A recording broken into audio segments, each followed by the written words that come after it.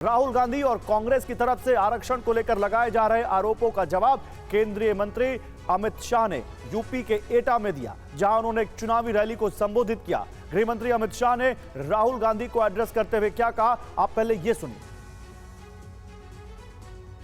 राहुल बाबा अभी अभी पिछड़ा वर्ग के नाम पर झूठ फैला रहे हैं।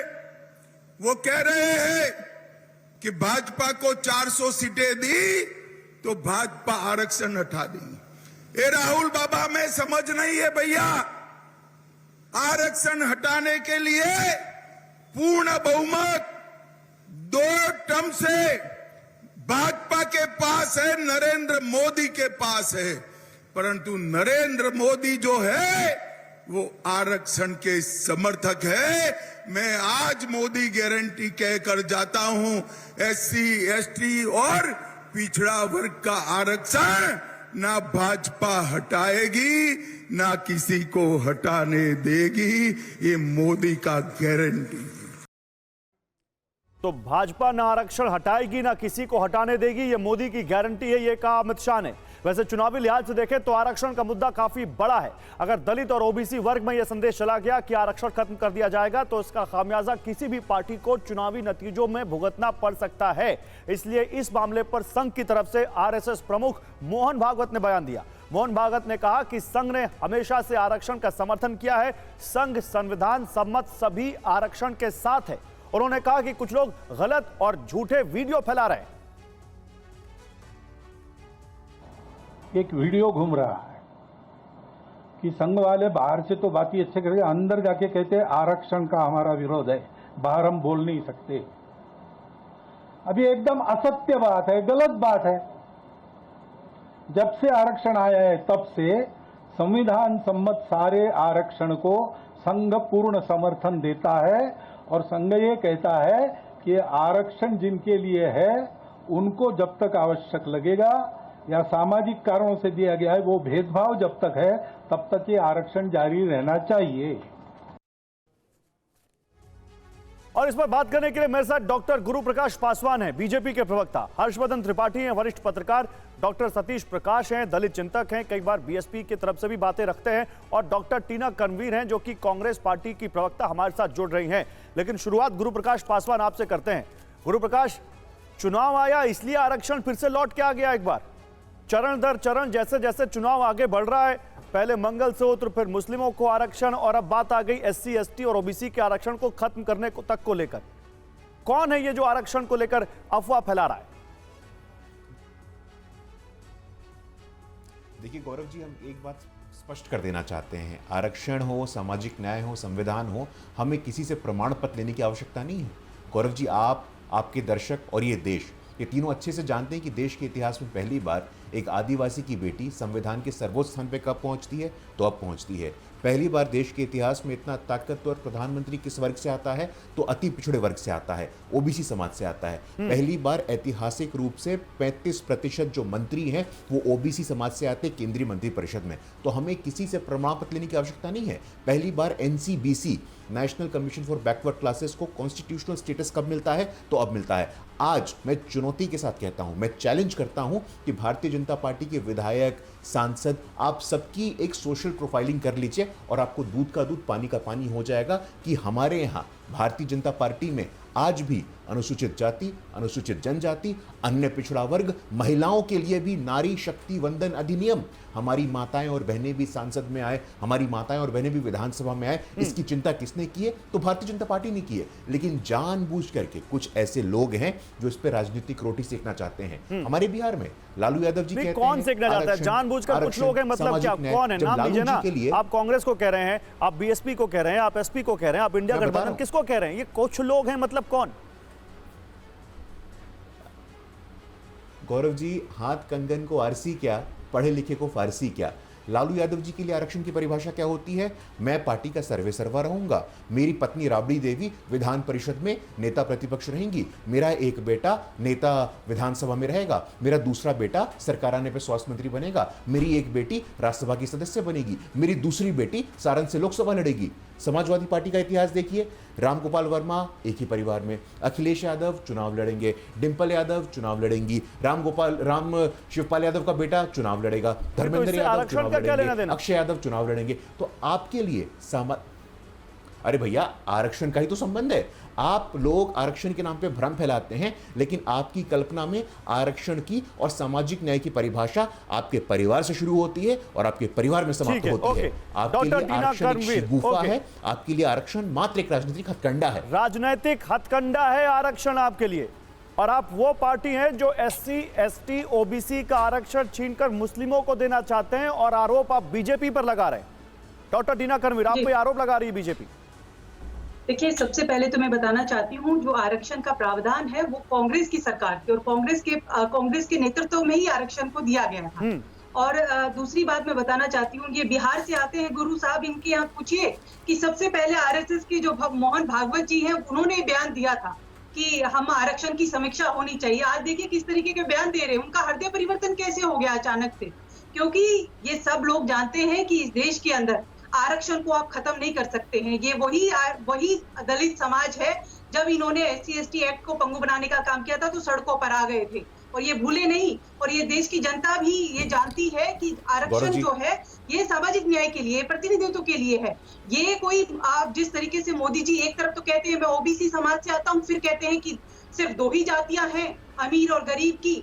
आपको ये चुनाव जो है जाति और धर्म पर कौन लेकर आया? ये भारतीय जनता पार्टी लेकर आई। इनके पास इस समय कोई मुद्दा नहीं। आप बताइए, 10 साल ये रहे सरकार में, इनके पास कोई काम नहीं है बताने के लिए। अच्छा, आपने तो नोटबंदी की थी, मांगिए ना नोटबंदी पर वोट। आपने तो किसानों की आय दुगनी करने का वादा किया था, आप मांगिए किसानों पर आप वोट, अगर आपको लग रहा है। लेकिन जानबूझकर आरक्षण पर ये डिबेट लेकर आ रहे हैं, और हम बार बार कहते हैं, तो ये अगर डिबेट लेकर आ रहे हैं, तो ये आप पे आरोप लगा रहे हैं। एक minute, hold on. Doctor Tina कर्मवीर, ये आप पे आरोप लगा रहे हैं कि आप एससी एसटी का आरक्षण छीनकर मुस्लिमों को देना चाहते हैं। जी देखिए, एक एचडी देवगौड़ा साहब हैं जो बहुत दम भरते हैं कर्नाटक में कि भाई ये आरक्षण जो है मुस्लिमों को हमने दिया था। आज ही उन्हीं की सरकार में है, और आज उनके पोते पर जिस तरीके का इल्जाम लग रहा है वो सबने देखा है। तो इनका चाल चरित्र कुछ जवाब ऐसा दीजिए, है। गुरु प्रकाश पासवान जवाब दीजिए, फिर सतीश प्रकाश। ओके मैम, होल्ड ऑन, रुकिए। गुरु प्रकाश पासवान जवाब दीजिए। चाल चरित्र, चेहरे पर सवाल उठा रही है कांग्रेस पार्टी आपके। इंतजार कर रहे हैं। डॉक्टर टीना कर्मवीर जवाब सुनिए। गुरु प्रकाश पासवान बोलिए। गौरव जी, मैंने ध्यानपूर्वक सुना है, और मैं आग्रह करता हूं, आपके शो पे मैं खुली चुनौती देता हूं कि अगर भारतीय जनता पार्टी और राष्ट्रीय स्वयंसेवक संघ के किसी नेता ने कहा हो कि आरक्षण समाप्त होना चाहिए, तो मैं स्वीकार कर लूंगा। आप लोग झूठ बोलते हैं, आप लोग कुछ भी प्रोपेगेंडा करते हैं। किसी नेता ने आज तक नहीं कहा है कि आरक्षण को समाप्त करना चाहिए। ये झूठ और प्रोपेगेंडा करना नहीं, समाप्त करने की बात उन्होंने भी नहीं कही। उन्होंने एक समीक्षा की बात कही है। समाप्त होने की बात उन्होंने भी नहीं कही। वो मोहन भागवत का सितंबर 2015 के बयान का रेफरेंस दे रही हैं और कह रही हैं कि मोहन भागवत ने कहा था कि आरक्षण की समीक्षा होनी चाहिए। नहीं, गौरव जी यही तो झूठ है ना। किसी ने ऐसा नहीं कहा था। और ये लोग आरक्षण कहते हैं। बाबा साहब अंबेडकर का देहांत कब हुआ था, मैं पूछना चाहता हूं। उनको भारत रत्न कब मिलता है? बाबा साहब अंबेडकर का देहांत 1956 में होता है, और 40 साल बाद उनको भारत रत्न मिलता है। आपने अपने पार्टी के अंदर तो एससी एसटी ओबीसी की चिंता की। मैं आपके बीच में नहीं बोल रहा था, बहन, आपके बीच में नहीं बोल रहा था। गौरव जी, मैं इनसे, गौरव जी आप, गौरव जी या तो आप, मैं ऐसे बहस नहीं करता हूँ। Gaurav ji, SC ST OBC की बात आप करते हैं। Doctor Tina Karmveer, one by one. मैंने उस दिन भी आपसे रिक्वेस्ट की थी मैम सुनिए। नहीं, ऐसा नहीं होगा मैम। अगर आपके बीच में कोई बोलेगा तो आप बोलिएगा। नहीं, ऐसा करते ही नहीं मैम। मैम सुनिए, डॉक्टर टीना कर्मवीर, या तो आप बोल लीजिए, सब चुप हो जाएंगे। आप बोल लीजिए मैम। जब आपका टर्न आएगा, आपको बुलाया है, 4 लोग बैठे हैं, एक एक बारी बारी करके सब बोलेंगे, अच्छा लगेगा। आप क्यों बीच में सबोटाज करने की कोशिश कर रहे हैं? और कोई आपके बीच में ही बोलेगा तो मैं उसको भी रोकूंगा, आई प्रॉमिस यू। पहले डॉक्टर गुरु प्रकाश पासवान पूरी कीजिए अपनी बात। नहीं गौरव जी, देखिए, ये व्याकुल होने वाली कांग्रेस पार्टी की संस्कार है, लेकिन हमें समझने की जरूरत है। बाबा साहेब अंबेडकर का देहांत 1956 में होता है। उनको भारत रत्न कब मिलता है? 1992 में। कांग्रेस पार्टी ने अपने अंदर के एससी एसटी ओबीसी की तो चिंता की ही नहीं। कांग्रेस पार्टी ने द्रौपदी मुर्मू जी के लिए क्या क्या बोला था? आपकी पार्टी के नेता अधीर रंजन चौधरी, नेता विपक्ष, राष्ट्रपत्नी शैतानी मानसिकता। हम बोले यहाँ पे सीताराम केसरी कांग्रेस पार्टी के ओबीसी समाज के अध्यक्ष, उनको अपमानित किया था, कांग्रेस पार्टी के कार्यालय में उनकी धोती खींची थी, तब आपका एससी एसटी ओबीसी का प्रेम कहाँ गया था? मैं शुद्ध रूप से बताना चाहता हूं, देश के एससी एसटी ओबीसी कांग्रेस के चाल चेहरे और चरित्र को शुद्ध रूप से जानते ठीक है। हैं। नाउ आपने बाबा साहब अम्बेडकर को ठगा, टीना बाबू कनवीर जगजीवन 20 राम को सेकंड, ठगा, सतीश प्रकाश और आज सीताराम केसरी को ठग रहे हैं। डॉक्टर टीना कनवीर 20 सेकंड बोलिए, 20 सेकंड इन्होंने रिप्लाई कीजिए। आदिवासियों के आदिवासी महिला के लिए बात की। ये वही राष्ट्रपति जी साहब जी हैं जिनको इन्होंने नई संसद बनी तो कब बुलाया? नहीं बुलाया। आपने राम मंदिर जब प्राण प्रतिष्ठा की कब बुलाया आपने? आप सम्मान करते हैं, आप सम्मान करते हैं। पहला भाषण हुआ था उनका। डॉक्टर टीना कनवीर न्योता तो पूरी दुनिया ने देखा, राष्ट्रपति जी को दिया गया था। बीजेपी डॉक्टर टीना कनवीर राष्ट्रपति जी को न्योता भेजा गया था, नहीं भेजा गया था? कब बुलाया? आप देखिए कि राजनीति में किसी भी महिलाओं की भागीदारिता वैसे कम है। अगर आदिवासी महिला अगर आती तो इनको क्या तकलीफ होती? इनको तकलीफ सिर्फ और सिर्फ आदिवासी और दलितों से है, इसीलिए उन्होंने नहीं बुलाया, आमंत्रित नहीं किया। आप बताइए आमंत्रित किया था या नहीं किया था? अरे दो कदम पे ही तो दूरी पर तो रहती है वो, क्यों नहीं आमंत्रित किया? अगर राष्ट्रपति जी को बुलाते तो डॉक्टर टीना कनवीर किसको नहीं आमंत्रित किया था? राष्ट्रपति जी ने बाकायदा लेटर लिख के लिखा था, उन्होंने आने में असमर्थता जताते हुए लेटर लिख के कहा था कि अपनी शुभकामनाएं दी थी उन्होंने। शुभकामनाएं देना वो तो ठीक है, शुभकामनाएं दी, हमने भी शुभकामनाएं दी है, हम भी बनाने का उनको आमंत्रित भी किया गया, हम भी शुभकामनाएं दे रहे हैं। लेकिन आप बताइए उनको बाकायदा इनविटेशन दिया गया था, इनॉग्रेशन हो जाता तो क्या तकलीफ होती? इनको सीधी दिक्कत तो लेकिन आज वो मुद्दा नहीं है, मुद्दा आज वो नहीं। ओके डॉक्टर टीना कनवीर ओके रुकिए, मुद्दा आज वो नहीं है, मुद्दा आज वो नहीं है। बना देंगे। ओहो डॉक्टर टीना कनवीर रुकिए ना। आप सतीश प्रकाश आप दलित चिंतक हैं, क्या वाकई इस देश का आरक्षण खतरे में है? एक सवाल सीधा। नहीं, देखिए, आरक्षण एक बहुत सामाजिक न्याय की लड़ाई में सबसे मजबूत साधन सिद्ध हुआ आरक्षण। जहां जहां आरक्षण है उन क्षेत्रों में दलितों की, आदिवासियों की पाए जाने की संभावनाएं निश्चित रूप से बहुत ज्यादा बड़ी हैं। जहां जहां जिन क्षेत्रों में आरक्षण नहीं है वहां अभी भी 75 साल आजादी के बाद भी दलित और आदिवासी के पाए जाने की संभावनाएं बहुत कम है। अब मुद्दा है कि आरक्षण को कौन खत्म करेगा या आरक्षण को नहीं खत्म। देखिए, कांग्रेस ने भी आरक्षण को लेकर के, बीजेपी और कांग्रेस दोनों ही सवालों के दायरे में, कांग्रेस ने बहुत लंबे समय तक जो आरक्षित पद है उनको कहीं ना कहीं रिक्त करने की एक बहुत घटिया और एक कहीं ना कहीं एक चालबाजी की। आज वो सत्ता में नहीं है, आज वो आरक्षण भरने की बात करते हैं। एक बात। दूसरी बात, अगर नरेंद्र मोदी जी से मैं सवाल पूछना चाहता हूं कि आरक्षण को लेकर के नरेंद्र मोदी जी का नजरिया बहुत बेहतर नहीं है। इस देश में संसदीय समिति की एक रिपोर्ट है, वो रिपोर्ट ये कहती है कि भारत सरकार में चाहे वो प्राइवेट चाहे वो कॉन्ट्रैक्ट बेस की नौकरियां, 45 दिन से ज्यादा कोई भी नियुक्ति होगी उसमें आपको आरक्षण का प्रावधान करना पड़ेगा। अगर इस देश के प्रधानमंत्री जी वास्तव में पिछड़ों को रिप्रेजेंट करते हैं तो लेटरल एंट्री में जहां नियुक्तियां 45 दिन से ज्यादा है, बल्कि वो 5-5 साल के लिए परमानेंट नौकरियां आपने दी है, क्या वहां आपको आरक्षण समझ में नहीं आया? दूसरी बात, अगर सच्चर कमेटी की रिपोर्ट को लेकर के जो बवाल मच रहा है, जल्दी कंप्लीट ठीक है, सच्चर कमेटी की रिपोर्ट की ये रिकमेंडेशन है कि कुछ जातियां ऐसी हैं जो मुस्लिम की जातियां हैं जिनकी स्थिति भारत में दलितों के आसपास ही नजर आती है। अगर लगता है, कांग्रेस को लगता है, बीजेपी को लगता है कि उनको आरक्षण देकर के उनको मजबूत किया जा सकता है तो निश्चित रूप से उनको इन सूचियों में शामिल किया जाए। लेकिन एक बात आपको मानना पड़ेगा कि यही राजनाथ सिंह जी जब उत्तर प्रदेश के मुख्यमंत्री थे तो बाकायदा उन्होंने हुकम सिंह कमेटी बनाई और उत्तर प्रदेश की 17 पिछड़ी जातियों को, दलितों के, जो अनुसूचित जातियों के लिए जो आरक्षण है उसमें कहीं ना कहीं लेकर के आए।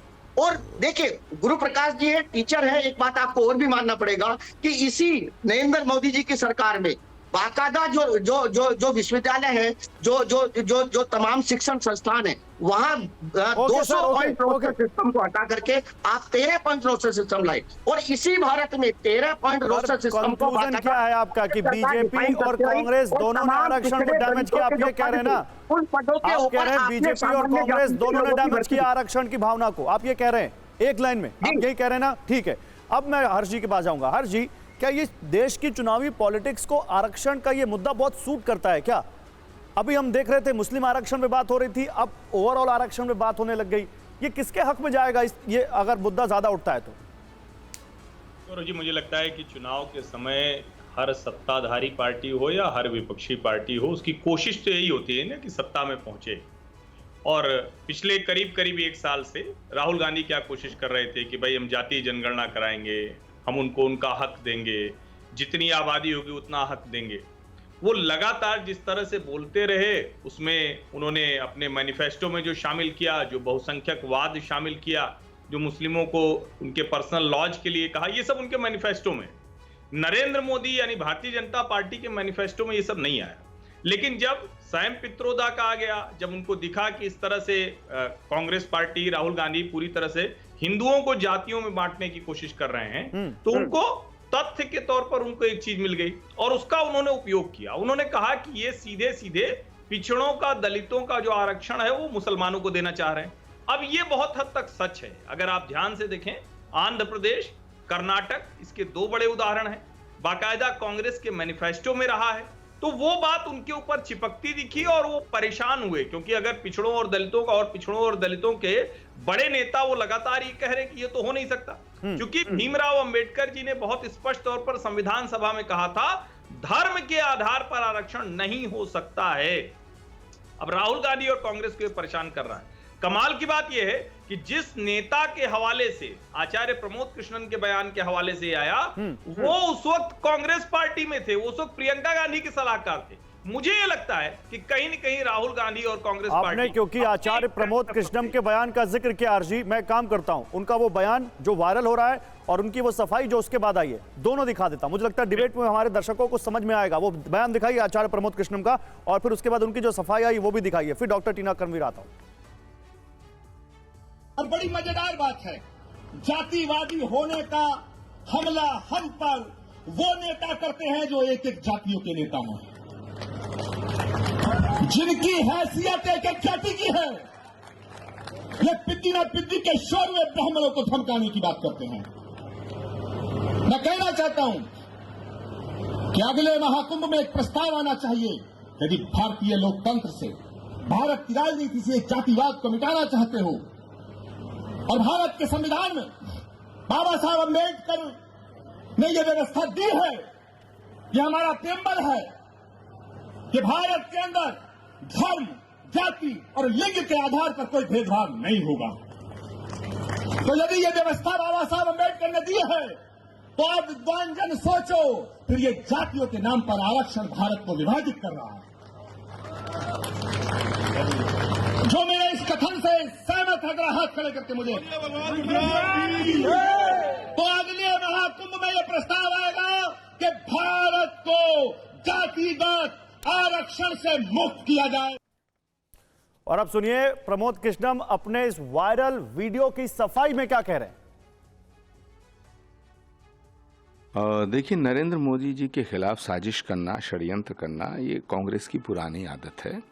और पिछले 25 सालों से नरेंद्र मोदी जी को बदनाम करना, उनका कैरेक्टराइजेशन करना, झूठे फर्जी बयानों से उनको जोड़ना, ये कांग्रेस का पुराना शौक है और ये वो लगातार करते आ रहे हैं। जिस वीडियो की बात आप कर रही हैं, वो वीडियो 1 साल पहले का है और वो आधा अधूरा भाषण मेरा, और उसको कांग्रेस के तमाम मैनेजर उसको ट्वीट कर रहे हैं, बयान दे रहे हैं। हर हद तो हो गई, राहुल गांधी जी ने भी उसको, उसके विषय में कुछ कहा है या कहीं लिखा है, मुझे किसी ने बताया। सच बात यह है कि मेरी नरेंद्र मोदी जी से मुलाकात तो 1 फरवरी 2024 को हुई, और जब ये मेरा वक्तव्य आया है, ये हरिद्वार में एक मेरे भाषण का अंश है और उसको मोदी जी से जोड़ करके दिखाया जा रहा है। आप बताइए डॉक्टर टीना कर्णवीर, अगर प्रमोद कृष्णन के इस बयान को आधार माना जाए, तो यह बयान तो तब था जब प्रमोद कृष्णन कांग्रेस नेता हुआ करते थे। फिर तो सवाल कांग्रेस पर उठना चाहिए कि साल भर पहले प्रमोद कृष्णन ने आरक्षण को खत्म करने के सवाल उठाया, तो कांग्रेस पार्टी ने उन पर कोई कार्रवाई क्यों नहीं की? जी देखिए, ये जो चंदा मामा के कोहिनूर है, अनंत हेगड़े साहब, ज्योति मिर्धा और अरुण गोविल, इन सबने इस तरीके की संविधान बदलने के बयान दिए। और उसके बाद अगर बात संविधान बदलने की नहीं हो रही है, बात आरक्षण पे हो रही है। To be specific ma'am, please to be specific. अगर प्रमोद कृष्णन ने आरक्षण खत्म करने का बयान दिया, तो आपने उन पर कार्रवाई क्यों नहीं की जब वो कांग्रेस में थे? नहीं है हमारी, अरे उस वक्त थे जब वो बयान दिया उन्होंने। 1 साल पहले हरिद्वार में वो खुद कह रहे हैं जब बयान दिया तब वो कांग्रेस पार्टी में थे। उनके नेता हैं, वो हमारे नेता नहीं है। प्रमोद कृष्णन हमारे नेता नहीं है। वो अरे हमारे उस नेता वक्त नहीं थे है, हमने जब उन्होंने पार्टी से बयान दिया निष्कासित था किया। मैम। देखिए इसीलिए तो हमने पार्टी से निकाला ना, हमारी पार्टी में, क्योंकि कांग्रेस पार्टी हमेशा संविधान की रक्षा आपने करने के लिए प्रमोद कृष्णन कटिबद्ध है को आरक्षण और हमेशा विरोधी बयान सामाजिक के लिए न्याय की निकाला। बात करती आई है। लेकिन प्रमोद कृष्णन आज दिल्लिया जी जो है वो मोदी साहब के हैं, तो मोदी जी को जवाब देना चाहिए और गुरु प्रकाश जो इनके बीजेपी के प्रवक्ता उनको जवाब देना चाहिए। हमारी पार्टी के नहीं है वो, और अगर वो इस तरीके के तो क्या वो बयान देंगे बीजेपी तो में है? देखिए वो बिल्कुल बीजेपी में है? बीजेपी के ही, अरे बीजेपी के साथ, बीजेपी मोदी जी के साथ तस्वीरें आ रही है उनकी, उनको प्रोग्राम में बुला रहे हैं। हमारे नेता थोड़ी है वो, हम क्यों उनके लिए बोले। आपके देखिए, नेताओं जिस के तरीके साथ से आपके नेताओं के साथ बहुत तस्वीरें हैं उनकी, दिखाऊं क्या? देखिए वो पहले हमारी पार्टी में थे, हमने उनको पार्टी से निष्कासित कर दिया, तो अब हमारी पार्टी के नहीं है, उनके लिए डॉक्टर टीना जवाबदेही हम नहीं करवीर, है। To be specific and please be logical. सुनिए मैम, देखिए मैं बिल्कुल आपकी सारी बात सुनूंगा। मुझे, आप तो प्रोफेसर हैं, दिल्ली यूनिवर्सिटी में प्रोफेसर हैं, लॉजिक समझती हैं मैम। उस वक्त जब प्रमोद कृष्णन ने यह बयान दिया आरक्षण को लेकर, उस वक्त वो आपकी पार्टी में होते थे, तो उस वक्त आपकी पार्टी को उन पर कार्रवाई करनी चाहिए थी नहीं? यही बता दीजिए कि नहीं, कि क्यों नहीं किए, छोड़ दीजिए, करनी चाहिए थी कि नहीं करनी चाहिए थी? हमारी पार्टी से निकाला या नहीं निकाला, बताइए वो मुझे। तब नहीं आप निकाला बताइए, गया मैम, ज्योति अभी मिर्धा से- निकाला गया। ज्योति अभी में जब आपने उन्होंने सवाल नरेंद्र पूछा, मोदी से मुलाकात ज्योति कर ली, मिर्धा तब से निकाला टिकट गया। वापस लिया या नहीं? ज्योति मिर्धा से टिकट वापस लिया या नहीं? बीजेपी से आपको सवाल पूछना चाहिए, क्योंकि अच्छा, ठीक है, सत्ताधारी दल ओके, जो है बहुत इसमें बढ़िया। लगातार आनंद हेगड़े बोल रहे हैं। बहुत बढ़िया मैम, बहुत इनके बढ़िया। नहीं, विवेक दोबराय आर्टिकल लिख रहे हैं, वो आर्टिकल लिख रहे हैं संविधान बदलने पर। कब मोदी जी ने उनसे इस्तीफा लिया? ये सवाल आज बहुत भी बढ़िया, जायज और बहुत अच्छा पूछते सवाल है। रहेंगे। मैं आपके सवाल की ताली बजाता हूं। ये सवाल पे गुरु प्रकाश पासवान जवाब देंगे, लेकिन अब मेरा एक सवाल सुनिए। मनीष तिवारी तो आपकी पार्टी में है मैम, है अभी आपकी पार्टी से चंडीगढ़ में चुनाव लड़ रहे हैं मैम, है? जी। हाँ या ना? अभी मत बोल दीजिएगा फिर बाद में कि जी, नहीं। जी, जी, हैं? जी। 21 सितंबर 2015 का उनका एक बयान मैं पढ़ के सुनाता हूं आपको, और आप बताइएगा कि आरक्षण के समर्थन में है या आरक्षण के खिलाफ है। वो कहते हैं और जब भागवत जी का जिस बयान का भी आपने रेफरेंस दिया था, उसी के बाद रिएक्शन आया था उनका। उन्होंने कहा था कि भागवत ने जो कुछ भी कहा है, उसके बावजूद इस आधार पर फिर से विचार करने का समय आ गया है कि क्या 21वीं सदी में आरक्षण बिल्कुल भी प्रासंगिक है, और यदि यह बिल्कुल भी प्रासंगिक है तो क्या आरक्षण का आधार आर्थिक होना चाहिए, क्योंकि गरीबी सबसे बड़ा संकेत है पिछड़ेपन का। अब बताइए मैम कि ये आरक्षण के समर्थन में, SC ST और OBC के आरक्षण के समर्थन में, जातिवादी आरक्षण के समर्थन में बयान है या नहीं? बस इतना बता दीजिए। देखिए एक बात मैं बिल्कुल कहना चाहती हूँ। देखिए आरक्षण का विषय वैचारिक विषय है, इस पर डायलॉग होने चाहिए, संवाद होने चाहिए कि किसको आरक्षण मिलना चाहिए, किसको नहीं, ये ठीक है। लेकिन अगर तिवारी साहब ने ऐसा कहा तो मैं ये कहना चाह रही हूँ कि विचार का विषय है कि ये कह दिया, लेकिन आप मुझे ये बताइए क्या कि विचार का विषय है? मतलब आप ये कह रही है, कांग्रेस पार्टी के प्रवक्ता ये कह रही है कि आर्थिक आधार पर आरक्षण एक विचार का विषय है। नहीं, मैंने ये नहीं कहा। आप क्यों बात को बिल्कुल बोलिए, मैं नहीं बोल रहा, बताइए क्या कह रही मनीष तिवारी के इस बयान पर आपका क्या स्टैंड है? कि लेकिन जब संविधान बदलने की बात कर रहा है तब इस पर विमर्श क्यों नहीं हो रहा है? और अगर आरक्षण को लेकर विमर्श कर रहे हैं तो विमर्श करना चाहिए। आप देखिए यूनिवर्सिटीज के अंदर तो विमर्श होता है। आप जब यूजीसी का ये जब 13 पॉइंट रोस्टर लेके आए तो किस तरीके से डिबेट हुई थी, चर्चाएं हुई थी, और चर्चा होनी भी चाहिए कि क्या सही और क्या गलत है। लेकिन जब कोई खुलकर ये कहता है कि हम 400 पार इसलिए लाना चाहते हैं क्योंकि हम संविधान बदलना चाहते हैं, तो उसकी टिकट कटनी चाहिए, नहीं कटनी चाहिए? उनको टिकट देकर क्या साबित करना चाहते हैं? एक तरफ तो कहते हैं कि हम तो क्या कहते हैं, हम तो जाति और धर्म के आधार पर आप 50 मुद्दे ले आइए, आप 50 मुद्दे ले आइए। गुरु प्रकाश पासवान उन 50 मुद्दों पर जवाब देंगे, लेकिन एक आखिरी सवाल फिर मैं जा रहा हूं। मैं सतीश प्रकाश, आप ही बता दीजिए। सतीश प्रकाश, मनीष तिवारी का ये बयान जो था, ये आरक्षण के समर्थन में है? नहीं, देखिए मैं तो इस बात को लेकर के कहीं ना कहीं बड़ा मतलब आश्चर्यचकित हूं कि कांग्रेस की स्पोक पर्सन भी अगर ये कह रही है कि वो समीक्षा करने का समय आ गया। देखिए सुनिए, नहीं, समीक्षा करने का मैंने कहा नहीं, मैंने कहा था विचार के लिए बोला है, मैंने कोई समीक्षा के लिए नहीं कहा। अब सुनिए डॉक्टर टीना करवीर, सुनिए, आप जरा बाद में जाकर के देखना कि आपने क्या कहा। विचार करना भी कहीं ना कहीं समीक्षा ही होती है। मेरा कहना यह है कि कारण पे तो चर्चा करना चाहते हैं, निवारण के ऊपर चर्चा करना चाहते हैं, लेकिन कारण के ऊपर चर्चा नहीं करना चाहते। ये जो तमाम लोग जात की तख्ती गले में डाल करके खुले सांड की तरह से अपनी जाति की सत्यता दिखाते हैं, समाज के अंदर जाकर के रोज झाड़ते हैं। पहले जाति छोड़ो ना, आरक्षण को छुड़वाने की कौन बात करते हैं? दूसरी बात, अगर सरकारी संस्थानों का प्राइवेटाइजेशन हो सकता है तो क्यों नहीं बीजेपी और कांग्रेस ये बताए कि अब वो समय आ गया है कि तमाम प्राइवेट सेक्टर में भी रिजर्वेशन होना चाहिए।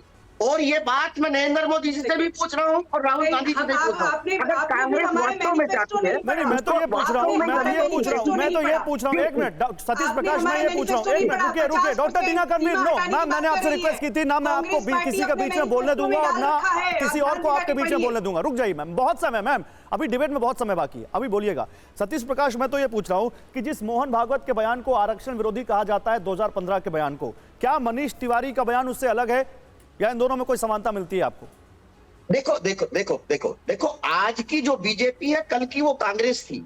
मानसिकता यही है। 28 लाख पद भारत सरकार में खाली हैं। आपने क्यों नहीं सवाल उठाया?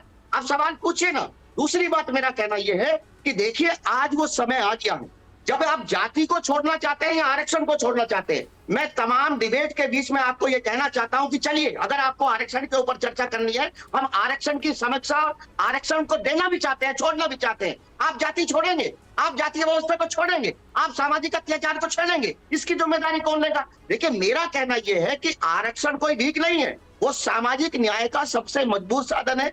आज वो समय आ गया है कि जब तमाम प्राइवेट सेक्टर का कहीं ना कहीं जो सरकारी संस्थान है उनका प्राइवेटाइजेशन हो रहा है, तो आज राहुल गांधी जी को आकर के नरेंद्र मोदी जी को ये कहना पड़ेगा देश के सामने कि हम प्राइवेट सेक्टर में भी दलितों को रिप्रेजेंटेशन देंगे। ये तो आपने नई बहस छेड़ दी, ये आपने नई बहस छेड़ दी। अभी तो बात आरक्षण की, आरक्षण को बचाने की हो रही है, आप तो प्राइवेट सेक्टर में आ गए। हालांकि नई बहस नहीं है, लेकिन अभी वो मुद्दा नहीं है। एक मिनट डॉक्टर टीना कर्मी, एक मिनट, अब गुरु प्रकाश पासवान का टर्न है। एक मिनट डॉक्टर सतीश प्रकाश, रुकिए, आ रहा हूँ। जल्दी से 10 सेकंड में कंप्लीट कर लीजिए, 10 सेकंड में कंप्लीट कर लीजिए, फिर गुरु प्रकाश पासवान। देखिए, अगर प्राइवेट सेक्टर में रिजर्वेशन लागू होगा तो भारत सरकार की कार्यक्षमता कम नहीं होगी। अमेरिका में ऑलरेडी प्राइवेट सेक्टर में रिजर्वेशन लागू है, वहां डाइवर्सिटी लागू है।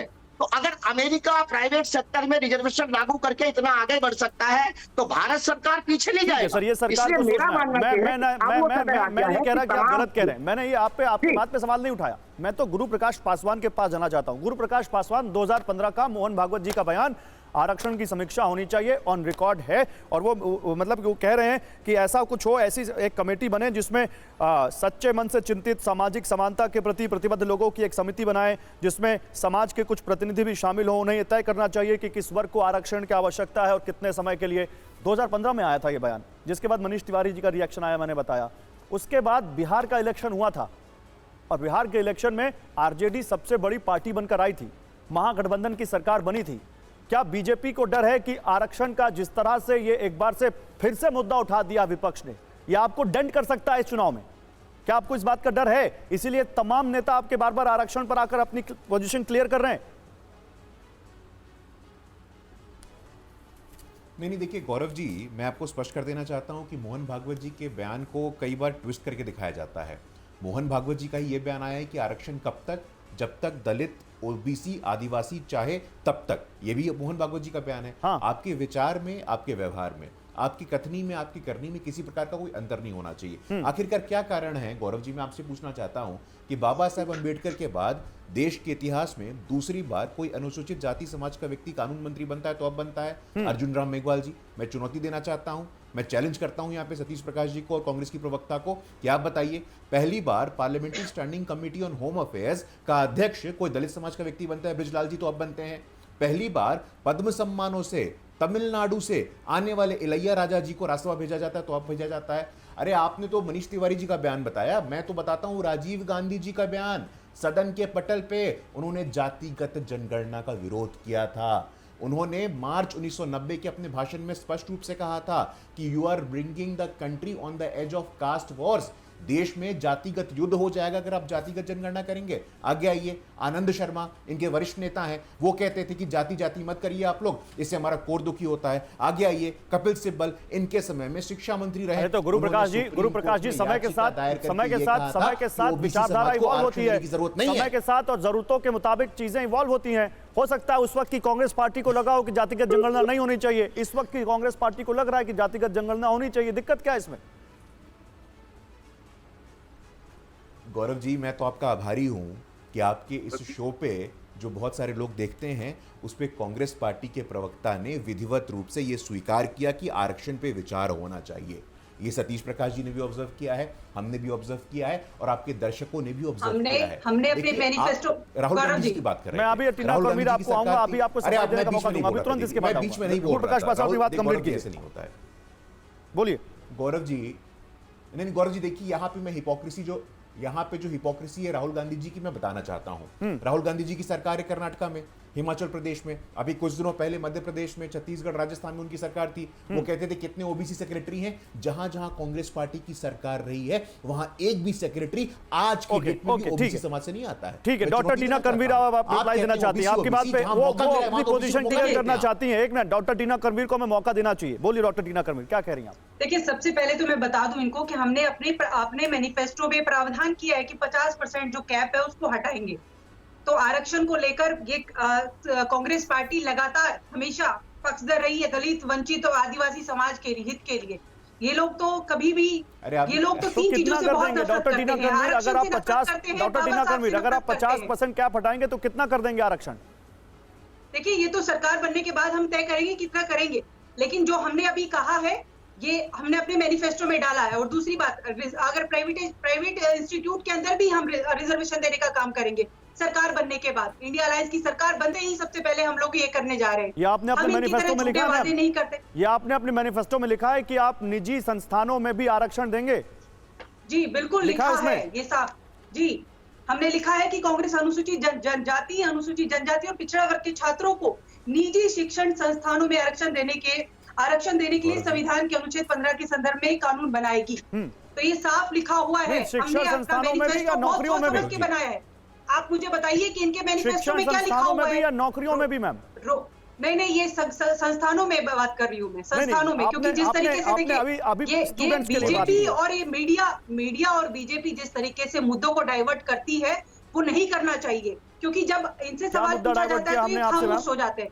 आप बताइए कि क्या नहीं, आप बताइए मैंने कौन सा मुद्दा डाइवर्ट किया? आपने मीडिया पे सवाल उठा दिया डॉक्टर टीना कर्मवीर, कौन सा मुद्दा डाइवर्ट किया? मैंने कहा कि क्यों इन्होंने टिकट वापस नहीं लिया, जो कि संविधान बदलने की बात करते हैं। नहीं, आपने मीडिया पे सवाल उठाया डॉक्टर टीना कर्मवीर, मैंने कौन सा मुद्दा बदला बताइए? मैंने जो मुद्दा बताया उस पर बात कर रहा हूं मैं आपसे कि नहीं? बिल्कुल, मीडिया पर लगातार देखिए राहुल गांधी कास्ट सेंसस की बात करते हैं। आप बताइए, कास्ट सेंसस से सवाल पूछिए, क्यों भाग रहे हैं ये? कास्ट सेंसस करवाना चाहिए कि नहीं करवाना चाहिए? उसी से तो पता चलेगा कहां से आ गया भागीदारी था। लेकिन ये इसीलिए ये वो हो जाते हैं कि नहीं, कहां से आ गया डॉक्टर टीना कर्मवीर? मीडिया कहां से आ गया? देखिए, मीडिया बिल्कुल, क्योंकि मीडिया तो इनको बचाने में लगा हुआ है। ये जिस तरीके से लगातार संविधान को बदलने की बात कर रहे हैं और कितने ऐसे वायरल वीडियो आए हैं इन्हीं की नेताओं के। अभी बताइए ना इस डिबेट में एक इंस्टेंस बताइए जहां मैंने गुरु प्रकाश पासवान को बचाने की कोशिश की हो, बताइए। नहीं, मैंने आपके चैनल का नाम नहीं लिया। मैंने ये कहा है कि जो मीडिया है वो ऐसा कर रही है। ठीक है, ओके, आपने हमें नहीं बोला, ठीक है, ओके। अब एक मिनट, नहीं रुकिए, अब हर्ष जी का समय। हर्ष जी मुझे ये बताइए, आप तो बड़े लंबे समय से देश के पॉलिटिक्स को कवर कर रहे हैं। 10 सेकंड क्या नहीं, एक मिनट गुरु प्रकाश पासवान ये रुक जाइए। हर्ष जी, क्या ये एक फिर से वही मंडल वर्सेस कमंडल वाला पूरा फॉर्मूला आ रहा है क्या? एक तरफ मुस्लिमों को आरक्षण, एक तरफ हिंदू मुस्लिम ध्रुवीकरण की कोशिश होती दिखती है, दूसरी तरफ फिर से आरक्षण खत्म हो जाएगा, एक दूसरे पर आरक्षण को लेकर यहाँ पर आरोप प्रत्यारोप। क्या वो एक बार फिर से वैसा कुछ हो रहा है क्या? गौरव जी, एक तो ये कि मंडल कमंडल अब नहीं होने वाला है। अब समय वो बीत गया और 90 के दशक की जो राजनीति थी उसने बहुत से पड़ाव पार किए हैं। दूसरा, जिन लोगों के लिए कहा जाता है कि जो मंडल की जातियां थी, जिनको हमने मान लिया था कि वो भाजपा विरोधी हैं, ऐसा नहीं है। अब वो जातीय समूह भारतीय जनता पार्टी के साथ है। नरेंद्र मोदी खुद घांची तेली समाज से आते हैं, पिछड़ी जाति से आते हैं। भारतीय जनता पार्टी ने मंडल और कमंडल के मिश्रण वाली राजनीति कर ली और मुझे तो लगता है कि राहुल गांधी मदद कर देते हैं। अब अगर कांग्रेस पार्टी आचार्य प्रमोद कृष्णम के बयान पर ये सारा जिसको कहें कि ये नैरेटिव खड़ा करने की कोशिश कर रही है, अब राहुल गांधी बोल देते हैं कि राजपूत तो लुटेरे होते हैं, राजा महाराजा लूट लेते हैं, तो जो भारतीय जनता पार्टी कहीं फंसी भी दिख रही होती है, मुझे तो ये दिखता है कि राहुल गांधी के बयान के बाद उनको और आसानी हो जाती है, समझाने में आसानी होती है। और ये तो सच है ना कि आरक्षण को लेकर कांग्रेस पार्टी का जो रुख रहा है वो कोई बहुत अच्छा रुख तो रहा नहीं है। और मनीष तिवारी का बयान हो या आप मोहन भागवत जी का बयान हो, इनके बयानों को छोड़कर जब आप कहेंगे कि क्या क्या किया, और मोहन जी किसी मतलब सरकार तो वो चला नहीं रहे हैं, निश्चित तौर पर पार्टी कौन चला रहा है, सरकार कौन चला रहा है, और क्या 10 साल में आरक्षण छीनने की कोई कोशिश हुई? नहीं हुई। संघ तो जितनी पिछड़ी और अनुसूचित जाति जनजाति नहीं के नहीं, लोग हैं, लेकिन ये मुद्दा भी तो उनको मैं ये सवाल इसलिए पूछ रहा हूं कि ये मुद्दा अगर मुस्लिमों को आरक्षण आंध्र में देने की कोशिश की गई तो 2004 से 2010 के दौरान की गई ना। अगर तेलंगाना में मुस्लिमों को आरक्षण आज दिया जा रहा तो आज तो नहीं दिया गया। अगर कर्नाटक में ओबीसी कोटे में से मुस्लिमों को आरक्षण दिया जा रहा है तो खोज के ये मुद्दा जब चुनाव बीच में चल रहा है तभी लेकर आए।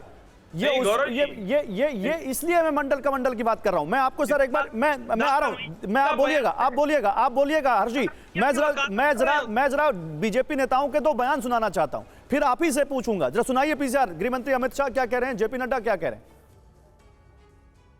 कर्नाटक में कांग्रेस की सरकार आई, 5% आरक्षण मुसलमानों को दिया।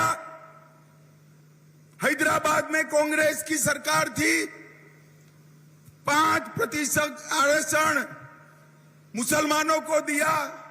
किसका कटा? जरा जोर से बोलो, किसका कटा? ओबीसी का कटा, पिछड़े वर्ग का कटा। राहुल बाबा झूठ मत बोलो, पिछड़े वर्ग के आरक्षण को कम करने का काम अगर किसी ने किया है तो ये कांग्रेस पार्टी ने किया है। हमारे दलित भाई, हमारे आदिवासी भाई, हमारे ओबीसी के लोग, इनके रिजर्वेशन पर डाका डालकर धर्म के नाम पर रिजर्वेशन देकर के मुस्लिम तुष्टीकरण का काम आज कांग्रेस पार्टी कर रही है। बोलिए, ऐसे लोगों को आगे आने देना है क्या? जो हमारे दलित भाई का हिस्सा मारे, जो हमारे ओबीसी भाई का हिस्सा मारे, जो हमारे आदिवासी भाई का और दलित भाई का हिस्सा मारे और हिस्सा मार करके मुस्लिम तुष्टीकरण को ध्यान में रखते हुए धर्म के आधार पर आरक्षण देने का कुत्सित प्रयास करे, ऐसे लोगों को घर बैठाना है और इनको एक्सपोज करना है। ये हम सबको ध्यान में रखना है। अब हर्षी मुझे ये बताइए, ये बीजेपी के नेता क्या करने की कोशिश कर रहे हैं? ये बीच चुनाव में ये मुद्दा क्यों उठाया गया है? नहीं, इसमें कोई संदेह नहीं है, विशुद्ध रूप से हिंदू ध्रुवीकरण की कोशिश है। कर्नाटक के विधानसभा चुनाव में भी भारतीय जनता पार्टी ने यह मुद्दा उठाया था, लेकिन ये बात हम लोगों को स्पष्टता से बोलनी भी चाहिए कि बाबा साहब अंबेडकर ने संविधान सभा की बहस में साफ साफ कहा था, धर्म के आधार पर आरक्षण नहीं होगा। अगर हम यहां से बात शुरू करेंगे तब तो समझ में आएगा, वरना लगेगा कि ये कम्युनल है। क्या अगर कांग्रेस पार्टी ने धर्म के आधार पर आरक्षण दे दिया और पिछड़ों का आरक्षण छीनकर मुसलमानों को दिया, 4% जो भी लागू किया, तो क्या वो कम्युनल एक्ट नहीं था? क्या वो मुस्लिम अपीजमेंट नहीं था? ऑफकोर्स सवाल होना चाहिए, ऑफकोर्स सवाल होना चाहिए। मैं तो ये कह रहा हूं ना हर्षी, एक सवाल आप ही से, ऑफकोर्स सवाल होना चाहिए और कांग्रेस पार्टी को उसका जवाब देना चाहिए कि धर्म के आधार पर वो आरक्षण क्यों दे रहे हैं। लेकिन बीच चुनाव में ही ये मुद्दा क्यों आया? कोई तो मोटिव होगा इसका, इसके पहले नहीं, एकदम कारण है गौरव जी। हिंदुओं के मतों को एक साथ लेने के लिए इसमें कोई भ्रम नहीं रखना चाहिए। प्रधानमंत्री नरेंद्र मोदी के पहले बयान से लेकर अमित शाह और जेपी नड्डा जो कर रहे हैं वो हिंदुओं को एक तरफ पोलराइज करने की कोशिश कर रहे हैं। उसको आप पोलराइजेशन कहिए, ध्रुवीकरण कहिए, जो भी है, वो साफ साफ संदेश दे रहे हैं, बता रहे हैं कि आपका आरक्षण किसको कांग्रेस ने दे दिया, कौन है जिसके पास वो चला। ठीक है, डॉक्टर गुरु प्रकाश पासवान रिएक्ट कीजिए इस पर। आप लोग ध्रुवीकरण करने की कोशिश कर रहे हैं, आप हिंदुओं के वोट चाहते हैं मुस्लिमों को विलेन बनाकर या मुस्लिमों को कटघरे में खड़ा करके, या फिर आपने मुद्दा संभाल के रखा हुआ था कि चुनाव आने दो, चुनाव के समय इसका इस्तेमाल करेंगे? गौरव जी, हमारे नेता, देश के लोकप्रिय प्रधानमंत्री बार बार ये कहते हैं, सबका साथ, सबका विकास, सबका विश्वास और सबका प्रयास। कभी भी धर्म हो, क्षेत्र हो, जाति हो, भाषा हो, हम किसी प्रकार का कोई भेदभाव नहीं करते हैं। और यही कारण है कि 2014 से काफी बड़ा मैंडेट हमें 2019 में मिलता है। आप कहते हैं कि हम प्रयास करते हैं ध्रुवीकरण का, हमारे ऊपर आरोप लगता है तुष्टीकरण का। प्रधानमंत्री नरेंद्र मोदी जी ने जो चर्चा की है वो भाषण किसका है? वो प्रधानमंत्री मनमोहन सिंह का है। मनमोहन सिंह जब ये कहते हैं कि देश के संसाधनों पे पहला हक देश के मुसलमानों का है, अल्पसंख्यक मुसलमानों का है, तो हमने तो उस भाषण को कोट किया है बस। नहीं, उसमें वो ओबीसी की बात करते हैं, एससी की बात करते हैं, एसटी की बात करते हैं, कई सारी पिछड़ी जातियों की बात करते हैं वो। नहीं देखिए, मनमोहन सिंह जी हो, राहुल गांधी जी हो, यहां तो कांग्रेस पार्टी की प्रवक्ता बैठी है ना। मैं आपके शो पे चैलेंज देता हूं कि कांग्रेस पार्टी की प्रवक्ता मुझे अपने यहां कांग्रेस पार्टी में 2 दलित महिला, 2 आदिवासी महिला और 2 ओबीसी महिला नेताओं का नाम बता दे। बता दीजिए डॉक्टर टीना कर्मीर, बता दीजिए। क्योंकि आपकी पार्टी राहुल जी, प्रियंका जी के आगे नहीं जा पाइएगा। मीरा कुमार को नहीं जानते क्या? मीरा कुमार को जानते हैं या नहीं जानते हैं? देखिए क्या ये क्या बोल रहे हैं आप? मीरा कुमार को जानते हैं नहीं जानते? आगे बोलिए। आदिवासी कौन है? आदिवासी कितनी ऐसी महिलाएं हैं भाई? आइए आप कभी कांग्रेस कार्यालय आइए, आपको इनवाइट करती हूँ मैं आपको चैनल के माध्यम से। लेकिन देखिए जिस तरीके से डाइवर्ट किया है, पानी का पानी हो गया। 1974 एक आदिवासी नेता का नाम नहीं बता पाई, कमेटी बनी, एक आदिवासी नेता का नाम नहीं बता पाई आपके शो पे। यहाँ कांग्रेस पार्टी की स्पोक्सपर्सन एक्सपोज हो गई है। कौन सरकार ने एक नाम नहीं बता पाए आप। और वो किसके साथी है? वो आपके साथी है। तो जवाब आपको देना चाहिए, हमें देना चाहिए। एक नाम नहीं बता पाए, एक आदिवासी नाम नहीं बता पाई, क्यों नहीं गए? एक आदिवासी नाम, एक ओबीसी नाम नहीं बता पाए, और ये जातिगत जनगणना की बात करते हैं। एक नाम नहीं बता पाए कांग्रेस पार्टी के लोग। गुरु प्रकाश पासवान, ऐसा थोड़ी ना कि कांग्रेस पार्टी में आदिवासी नेता या ओबीसी नेता नहीं है। क्या बात कर रहे हैं सर? ऐसा थोड़ी ना। ये दिखाएंगे ना अभी तो। ये तो जादूगरी नाम ना बोल पाई है। उड़ता हुआ नाम बताइए। नाम नहीं बता पाए। नाम नहीं बता। आपसे फिजूल की बातें तो बीजेपी के प्रवक्ताओं से करवा लो, इनके नेता से हम उम्मीद नहीं करते। प्रधानमंत्री ऐसी बातें करते हैं तो आपसे तो हम कतई उम्मीद नहीं करते कि आप कोई लॉजिक की बात करेंगे। एक नाम नहीं बता पाई ना, एक आदिवासी जिस तरीके से रिजर्वेशन को लेकर गुमराह करने के लिए जनता को गुमराह करने की कोशिश बीजेपी ने की है। चुनाव आयोग को संज्ञान लेना चाहिए।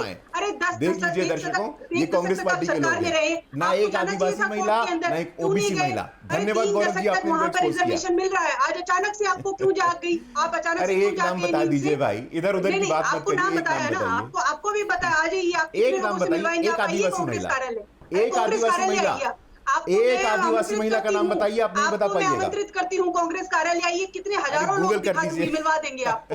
आपको क्या एक आदिवासी, एक महिला का नाम। अच्छा, ये डिबेट नहीं है कि कांग्रेस पार्टी में कितने आदिवासी कितने ओबीसी। एक मिनट रुकिए, ये डिबेट नहीं है, ये डिबेट नहीं है। एक मिनट रुकिए। मैं अच्छा रुकिए, एक बड़ी खबर आ रही है। राहुल गांधी का एक ताजा बयान आया है आरक्षण पर। सुनिए क्या कह रहे हैं राहुल गांधी, सुनाइए जरा पीसीआर। भैया देखिए, ये जो बीजेपी के लोग हैं ना, ये जो आरक्षण पर और कॉन्स्टिट्यूशन पर आक्रमण कर रहे हैं और इसको खत्म करने की कोशिश कर रहे हैं, ये बिल्कुल गलत है। ये हम कभी नहीं होने देंगे। भैया देखिए, ये जो बीजेपी के लोग हैं ना, ये जो आरक्षण पर और कॉन्स्टिट्यूशन पर आक्रमण कर रहे हैं और इसको खत्म करने की कोशिश कर रहे हैं, ये बिल्कुल गलत है। ये हम कभी नहीं होने देंगे। डॉक्टर टीना कर्मीर, बीजेपी आरक्षण खत्म करने की कोशिश कर रही है, हम ये कभी नहीं होने देंगे। लेकिन आप ही पे तो आरोप लगता है आपने ओबीसी का कोटा खत्म किया या उनका कोटा कम किया मुस्लिमों को देकर। अब बताइए, तेलंगाना में या कर्नाटक में धर्म के आधार पर आरक्षण है या नहीं, और वहां किसकी सरकार है? ये मुझे एक बात बताइए, 3 दशक तक ये क्या कर रहे थे? क्यों एचडी देवगौड़ा के साथ एनडीए में शामिल कर रखा है? नहीं कर रहे थे तभी तो दोनों राज्यों से बाहर हो गए सरकार से। अब इस झूठ से पर्दाफाश जैसे आप नहीं कर रहे थे तो आप देश से बाहर हो गए, अब वो नहीं कर रहे हैं तो वो देश से बाहर हो गए। नहीं डॉक्टर टीना कर्मीर, अगर इन्होंने नहीं किया तो आप भी नहीं करेंगे। और जिस तरीके से हमने थोड़ी किया, हमने नहीं किया। तेलंगाना में कब थी इनकी सरकार? हवानूर की पिछड़ा वर्ग की रिपोर्ट आई और उन लोग उस समय एचडी देवगौड़ा साहब से पूछिए जाकर, इनके साथ सत्ता में, उनके साथ तस्वीरें भी हैं इनकी। अरे वीरप्पा मोदी कह रहे हैं मैंने आरक्षण दिया, आप कह रहे हैं देवगौड़ा से पूछिए। अरे वही दम भर रहे हैं कि हमने आरक्षण दिया है, हम नहीं कह रहे, हम तो स्वीकार ही नहीं कर रहे। वीरप्पा मोदी क्या कह रहे हैं? वीरप्पा मोदी का आपने स्टेटमेंट पढ़ा? धर्म के आधार पर हम क्यों उस पर स्वीकार करें? झूठ का पर्दाफाश हो गया है। अच्छा ठीक है, नहीं ओके, मैं मान लिया। एक मिनट केवल डॉक्टर टीना कर्मीर से सवाल है। डॉक्टर टीना कर्मीर, मान लिया इन्होंने गलत किया, मैं अभी भी कह रहा हूं आपकी बात पे मान लिया, फैक्ट कुछ और है।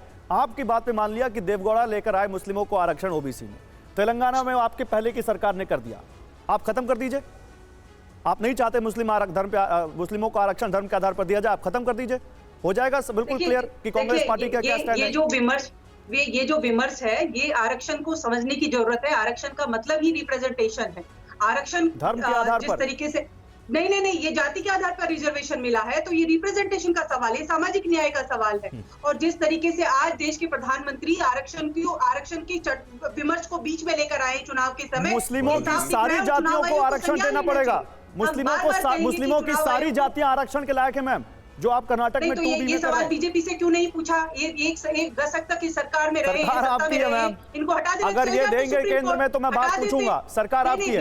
बीजेपी को हटा देना चाहिए था, चले जाते सुप्रीम कोर्ट, इतनी देर से क्या कर रहे थे?